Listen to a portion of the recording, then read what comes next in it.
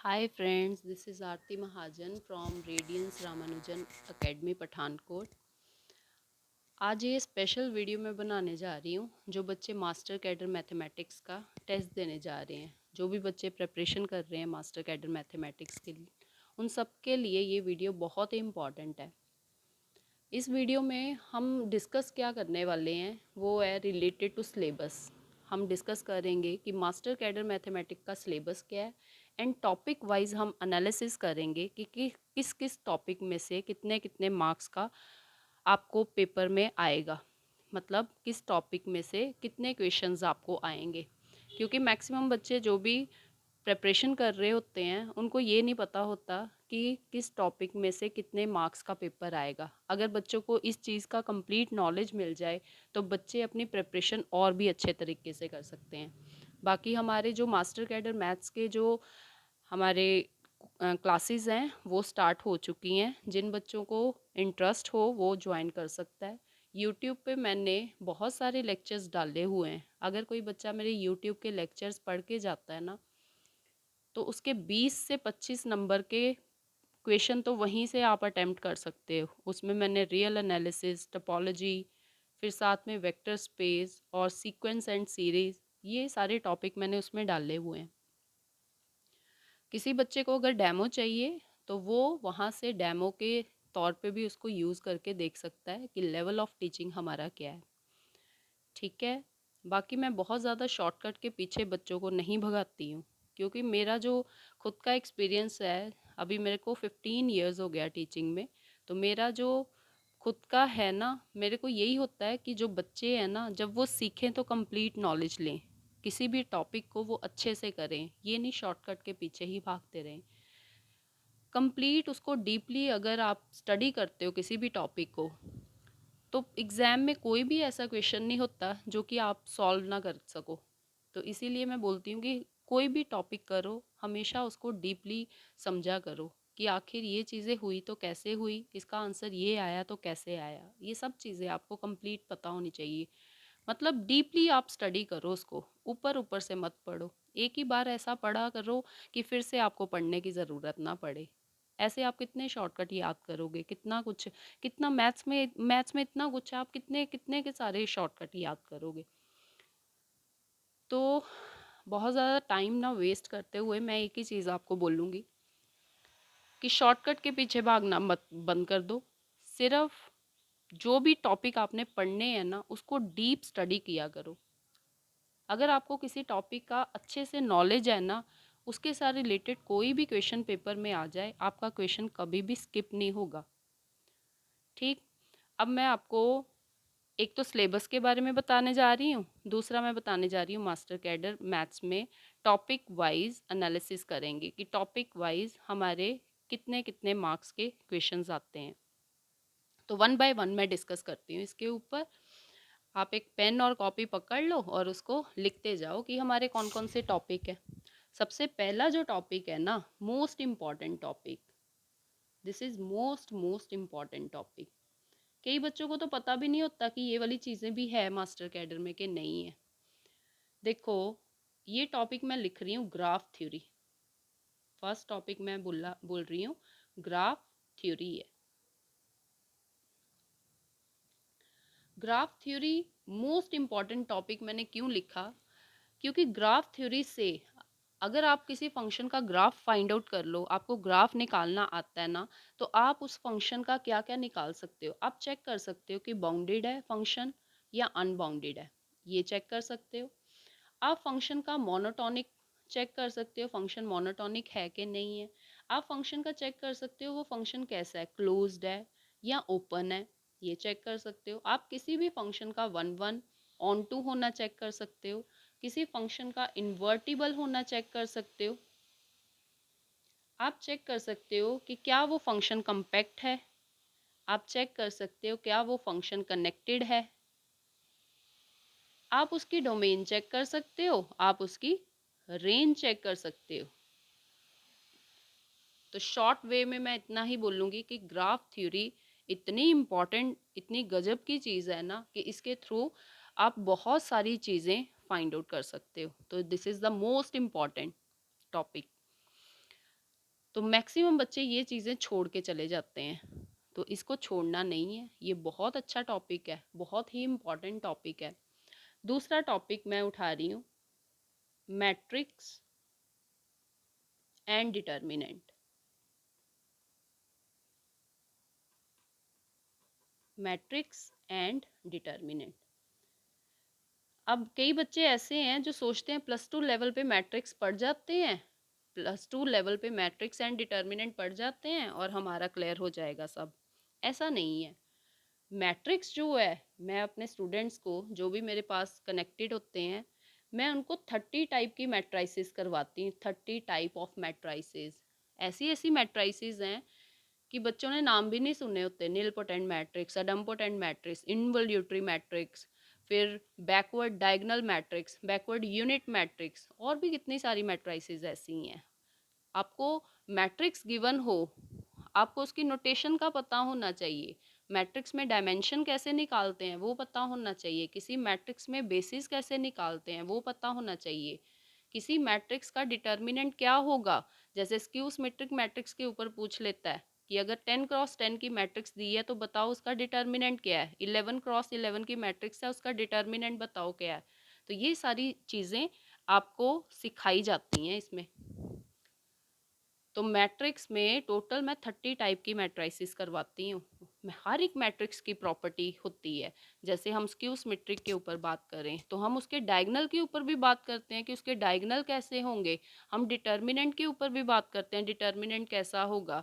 हम उसमें एडिशन के ऊपर बात करते हैं, उसकी प्रोडक्ट, उसका स्केलर मल्टीप्लिकेशन के ऊपर बात करते हैं।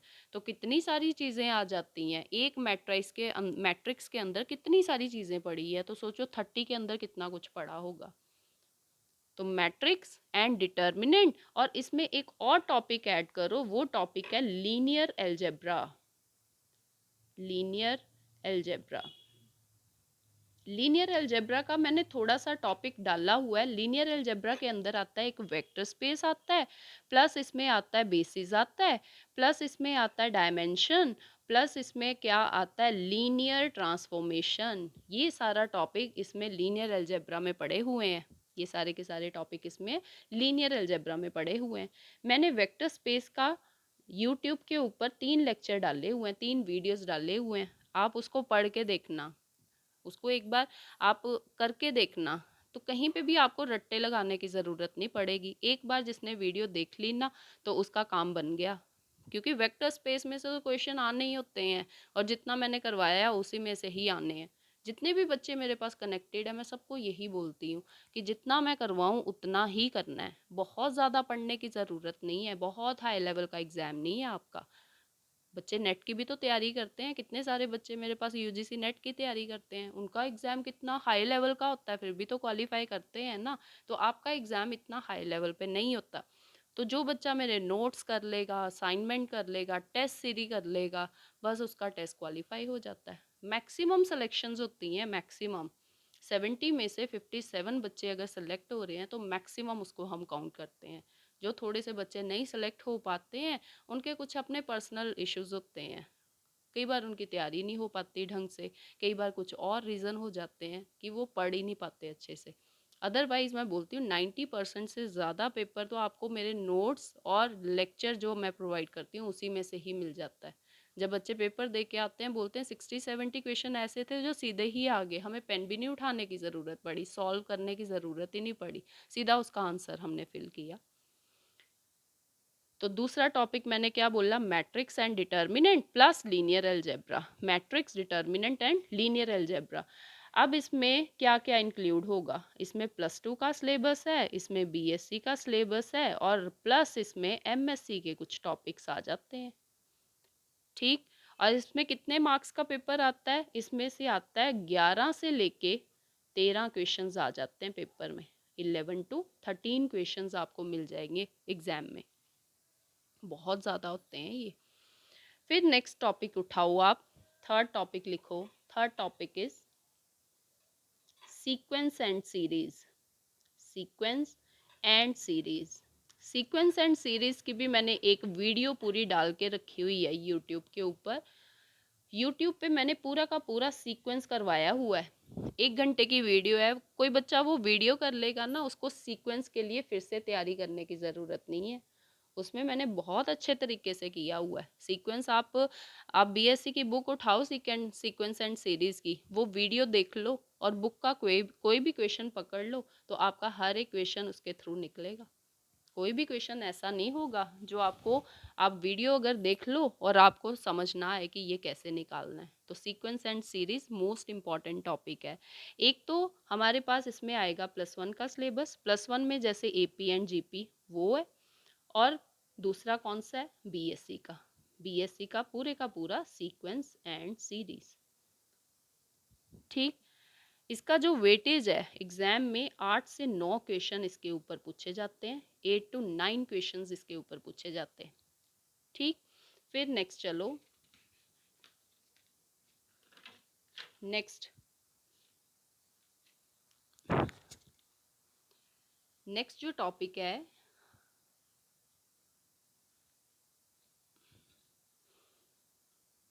मैट्रिक्स हो गया, लीनियर अलजेब्रा, सीक्वेंस सीरीज हो गया। नेक्स्ट फोर्थ टॉपिक, फिफ्थ है, आप अपने अकॉर्डिंग लिखी जाना, नंबर डालते जाना। नेक्स्ट इज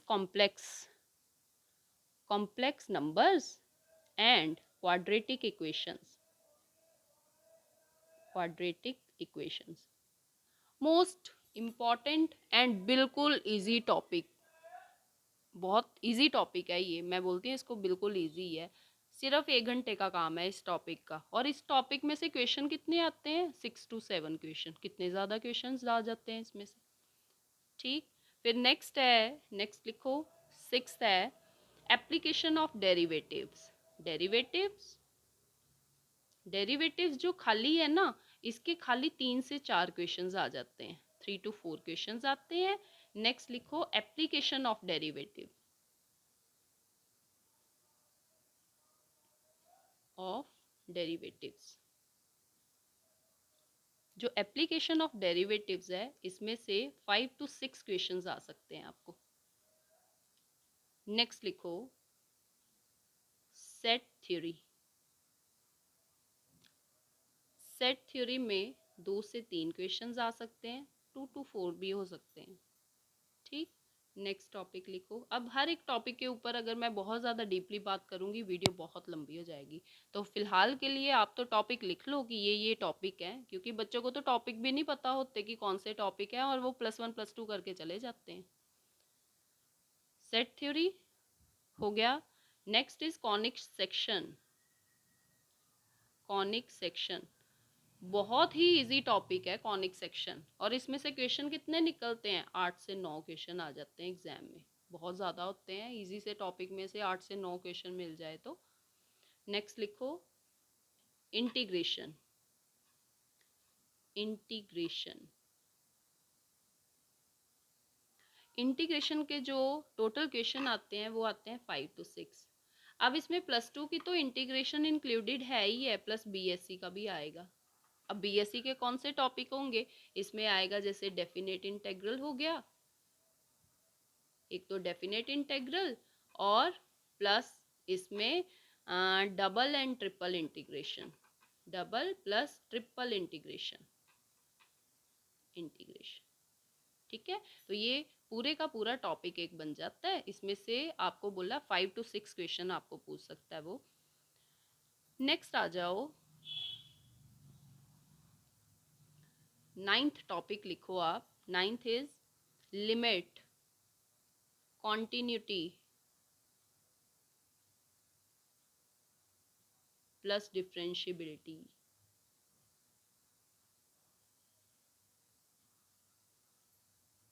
ये टॉपिक है।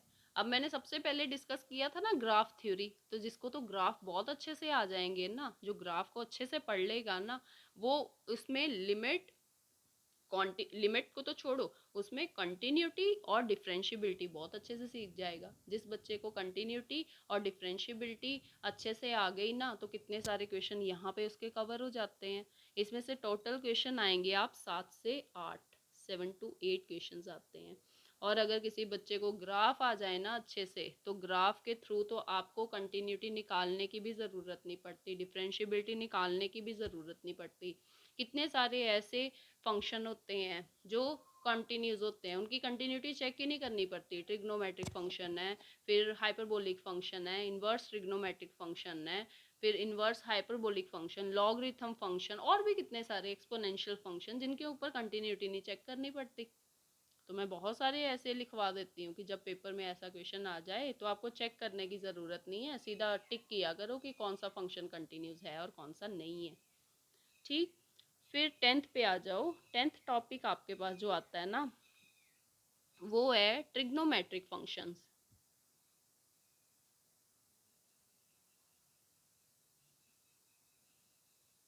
ट्रिग्नोमेट्रिक फंक्शंस, इसमें आपको क्वेश्चन आते हैं 5 to 6।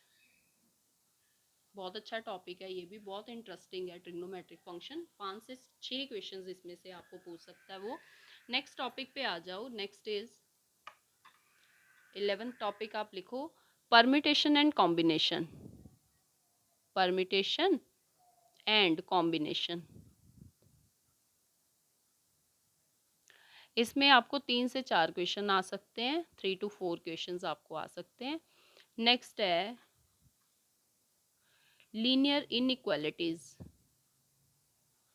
इनइक्वालिटीज, लीनियर इनइक्वालिटी के आपको जो क्वेश्चन आते हैं 2 से 3 पूछ सकता है वो आपको। ठीक, बिल्कुल इजी टॉपिक है, 1 घंटे का काम है लीनियर इनइक्वालिटी का, इजी सा टॉपिक है ये। नेक्स्ट आ जाओ,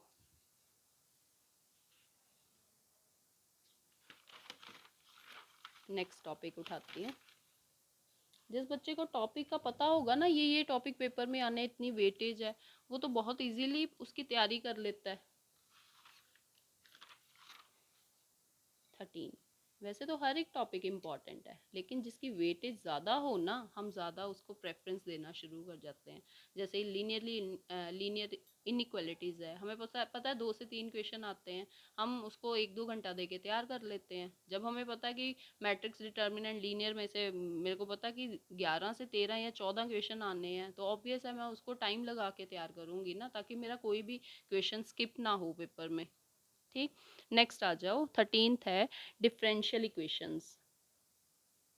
डिफरेंशियल इक्वेशंस, इसके भी पेपर में 3 से 4 क्वेश्चंस आते हैं, इजी टॉपिक है ये भी। ठीक, डिफरेंशियल इक्वेशन में +2 प्लस बीएससी, ये दोनों ही कवर होगा, +2 का एंड बीएससी का।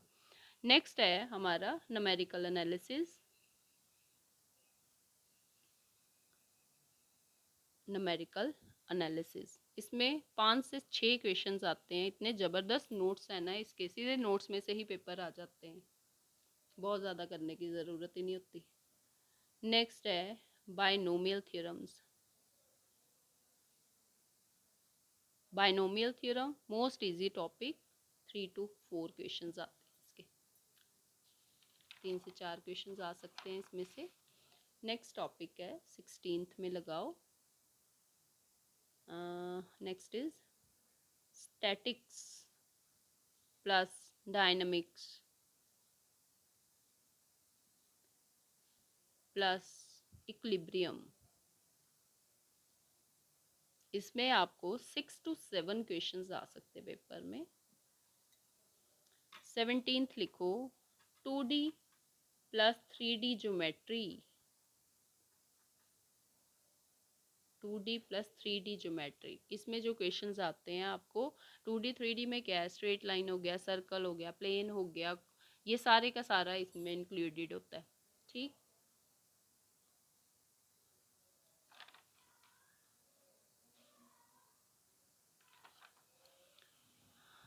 इसमें आपको जो क्वेश्चंस आते हैं अराउंड 6 to 7 क्वेश्चंस पूछे जाते हैं, 6 से 7 क्वेश्चंस पूछे जाते हैं इसमें से। नेक्स्ट टॉपिक है प्रोबेबिलिटी।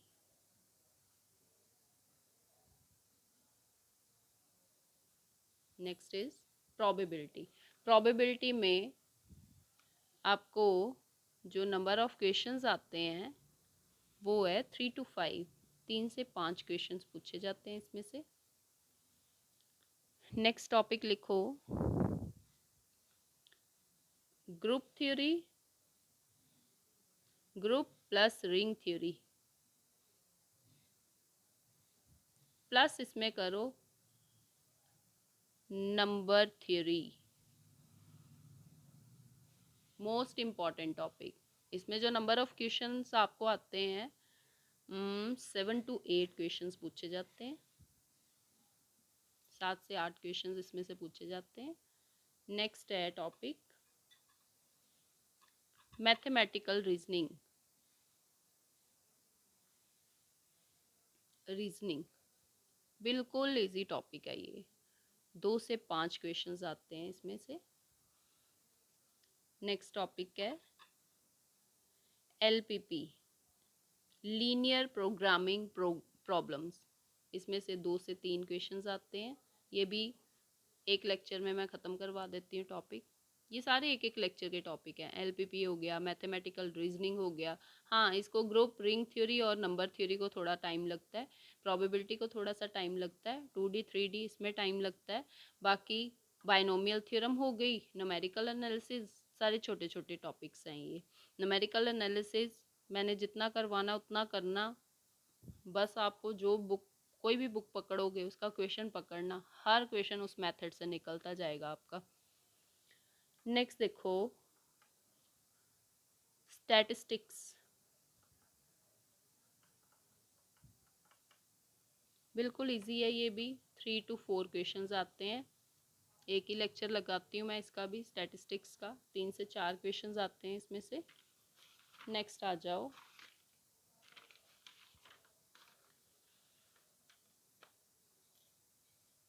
23rd पे आओ। 23rd टॉपिक है इसका वेक्टर्स।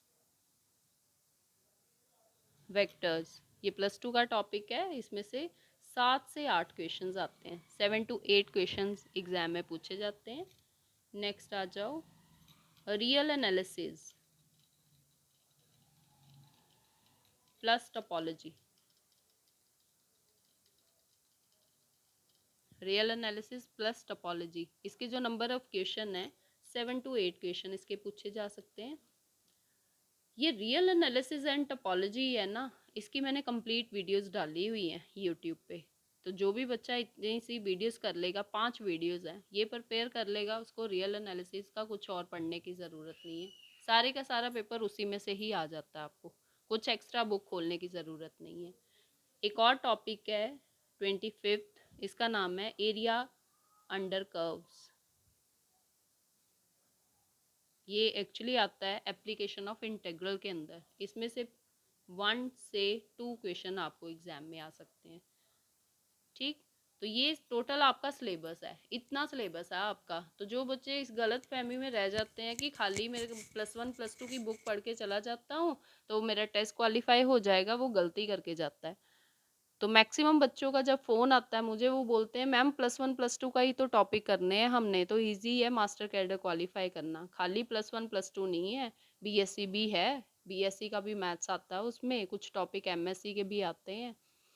तो आप ये गलती मत करके जाना, इसीलिए मैंने स्पेशल वीडियो आज तैयार की है उन सब बच्चों के लिए जो तैयारी कर रहे हैं, सो दैट उनको ये तो पता चले कि सिलेबस है क्या।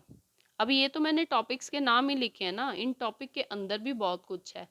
जैसे मैंने आपको बताया वेक्टर स्पेस है, किसके अंदर, लीनियर अलजेब्रा के अंदर। लीनियर अलजेब्रा के अंदर बेसिस भी पूछता है, डायमेंशन भी पूछता है, लीनियर ट्रांसफॉर्मेशन भी पूछता है। सेम ऐसे ही हर एक टॉपिक के अंदर कितने सारे और भी टॉपिक छुपे हुए हैं। ठीक, तो आप अपना टाइम वेस्ट मत करो। जिन बच्चों को ज्वाइन करनी है क्लासेस, वो फटाक से फटाफट ज्वाइन कर लो क्लासेस, सो दैट आपका टाइम वेस्ट ना हो। क्योंकि कुछ बच्चे यही सोचते रहते हैं जैसे ही नोटिफिकेशन आएंगी तभी हम क्लासेस ज्वाइन करेंगे। तो जिनको भी क्लासेस ज्वाइन करनी है वो ज्वाइन कर लो, क्योंकि मैं हर एक बच्चे को श्योरिटी देती हूँ जितना मैंने करवाना उसी में से पेपर आना है, 90% से ज़्यादा उसी में से ही आपको पेपर मिल जाएगा। बहुत ज़्यादा बच्चों के ऊपर मैं प्रेशर नहीं डालती हूँ कि ये बुक लो वो बुक लो, मैं बोलती हूँ सिर्फ +1 +2 की बुक लो, बाकी BSc का सारा सिलेबस मैं खुद प्रोवाइड करती हूँ, सब कुछ एवरीथिंग। MSc के जो टॉपिक है सब कुछ मैं खुद प्रोवाइड करती हूँ। टेस्ट देने बहुत ज़रूरी हैं, असाइनमेंट करनी बहुत ज़रूरी है, नोट्स पढ़ने बहुत ज़रूरी हैं, क्लासेस लगानी बहुत ज़रूरी हैं। बाकी और कुछ नहीं बोलती हूँ मैं ये बुक पढ़ो, वो बुक पढ़ो, मार्केट से ये लो, वो लो, कुछ लेने की ज़रूरत नहीं है। खाली जितना मैंने प्रोवाइड करना है उतना कर लो, आपका टेस्ट क्वालीफाई हो जाता है। ठीक है? और किसी बच्चे की कोई इंक्वायरी हो, कुछ भी एक्स्ट्रा कुछ पूछना हो, तो वो मुझे व्हाट्सएप कर सकता है। व्हाट्सएप नंबर मैंने स्टार्टिंग में डाला हुआ है, जिसने नहीं नोटिस किया वो फिर से लिख लो, 9988552654। जिसको कुछ पूछना है वो इस नंबर पे मेरे को व्हाट्सएप कर सकता है, कॉल कर सकता है और कुछ भी मेरे को पूछ सकता है।